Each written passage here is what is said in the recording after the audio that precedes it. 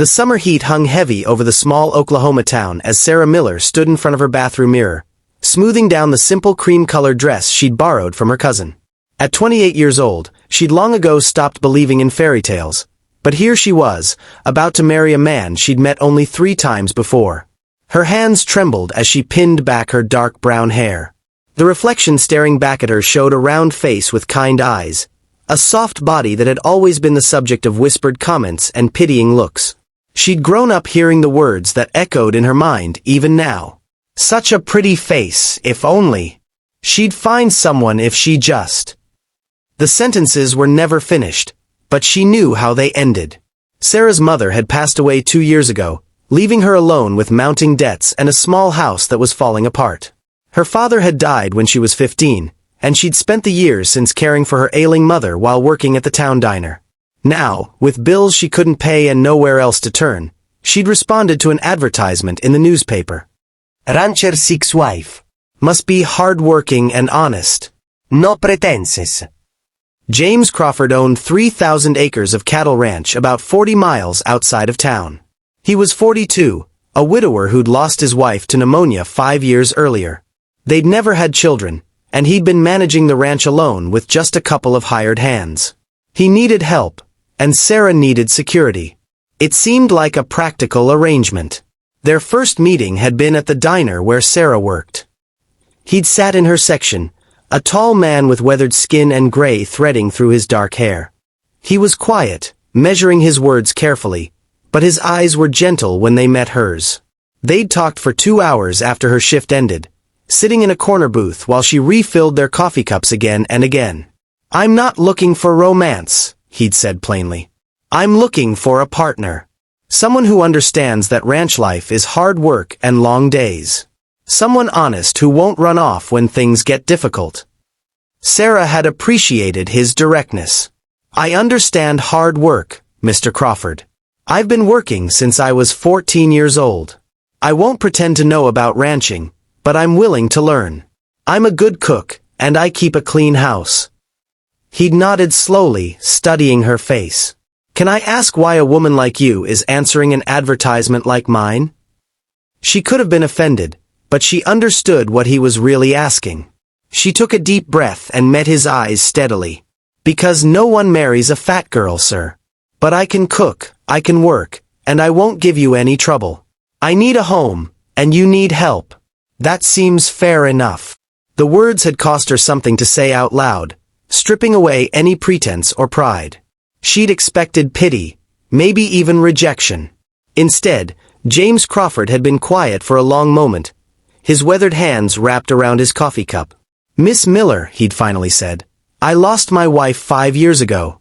Emma was the finest woman I ever knew. She was what folks might call heavyset, but she could outwork any ranch hand I ever hired. She could rope a calf, birth a foal, and still have dinner on the table at sunset. She made that ranch a home, not because of how she looked, but because of who she was." He paused, his eyes distant with memory. When she died, the ranch became just a piece of land again.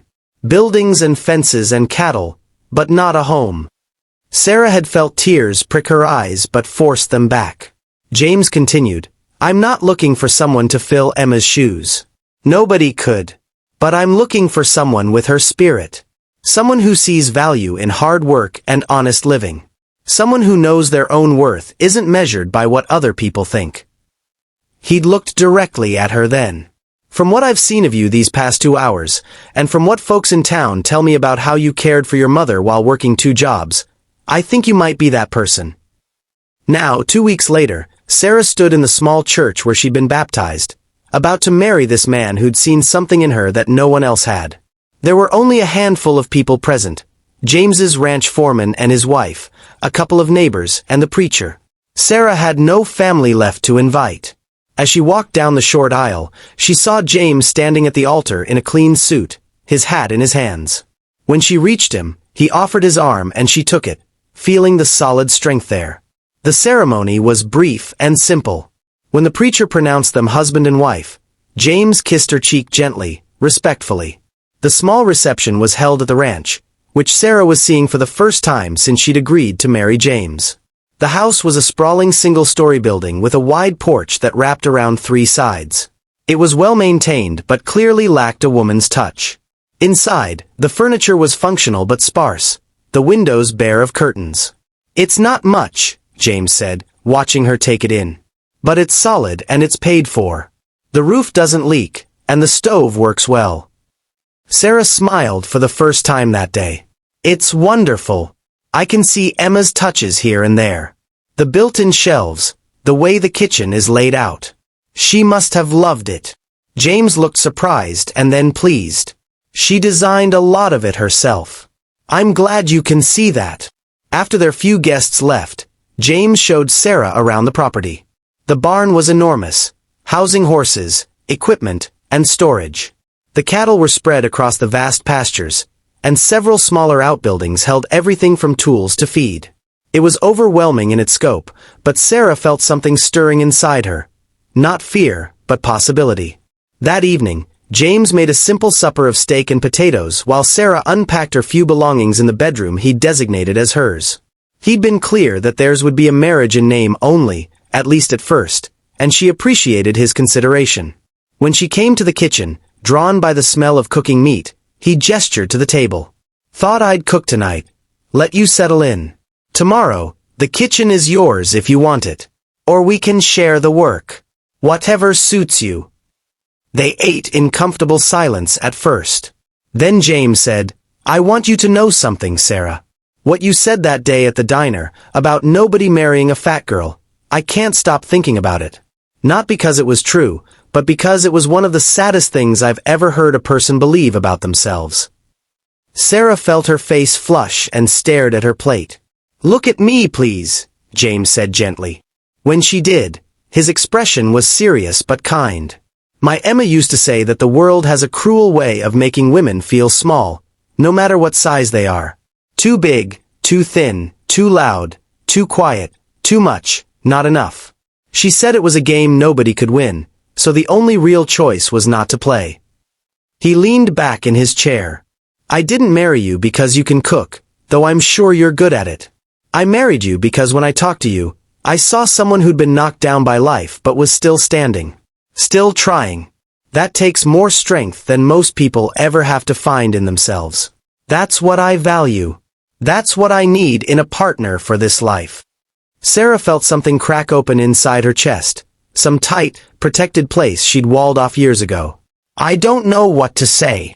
You don't have to say anything. I just wanted you to know where I stood. This ranch is yours now, same as mine. You're not a housekeeper or a cook I hired. You're my wife, and that means we're partners in all of this. Your ideas matter. Your feelings matter. You matter." The first few weeks were an adjustment. Sarah learned the rhythms of ranch life, rising before dawn, the constant cycle of feeding and tending, the way weather dictated everything. James taught her about the cattle, how to spot a sick animal, how to read the signs of changing seasons. She'd been right about her cooking. James and the ranch hands praised every meal, and she found joy in feeding people who appreciated her efforts. But it was the small moments that began to change things. James asking her opinion about where to plant a new vegetable garden. Him building her a chair on the porch positioned to catch the sunset. The way he'd leave wildflowers on the kitchen table, picked from the pastures during his morning rounds. The quiet conversations over coffee before the day began. One evening, about 2 months after their wedding, Sarah was kneading bread dough when James came in from the barn. He washed up at the sink, then stood watching her work. "You look at home here," he said. Sarah smiled, punching down the dough. "I feel at home here. I never thought I would, but I do. Sarah, can I tell you something?" She nodded, continuing to work the dough. "When you said what you did, about no one marrying you, it broke my heart. Not because I pitied you, but because I saw how the world had taught you to see yourself as less than. And the thing is, in these weeks of living alongside you, working with you, I've come to realize something." She stopped kneading and looked at him. "You're one of the strongest, most capable, most genuinely good people I've ever known. You make this ranch run smoother. You make the work lighter. You make me remember that a house can be a home again." He stepped closer.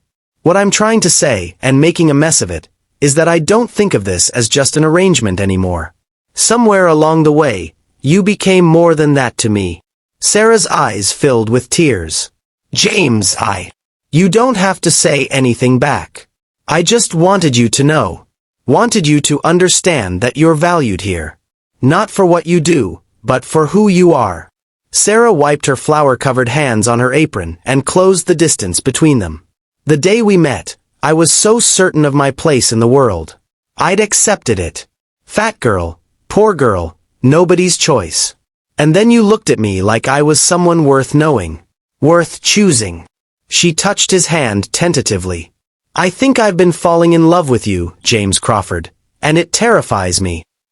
He covered her hand with his. "Why terrifying?" "Because I never thought this was for me. Love. Partnership. Someone seeing me as enough. Sarah, you're more than enough. You always have been. The world just couldn't see it. But I do." They stood there in the kitchen, flour dust hanging in the evening light, and Sarah felt the last walls around her heart crumble. This wasn't the fairy tale she'd stopped believing in as a girl. It was better. It was real. It was built on respect and work and the slow building of trust between two people who'd both known loss. Their marriage became a true partnership in every sense. Sarah proved to have a head for the business side of ranching, and within a year, they'd expanded the herd and improved their profits. The house filled with laughter, with the sounds of living. They talked about maybe adopting children one day, about growing old together on this land they both loved. Years later, Sarah would think back to that moment in the diner when she'd said those words that had hurt to speak. "No one marries a fat girl, sir." And she'd remember James's reply, spoken not just with words but with his actions every day after. "I'm not marrying a fat girl or a thin girl. I'm marrying a woman of strength and character. And if that's you, then you're exactly who I'm looking for." It hadn't changed her body, but it had changed everything else. It had shown her that her worth had never been measured by her size, but by the size of her heart, the strength of her spirit, and the quality of her character. And in James, she'd found someone who'd known that truth all along.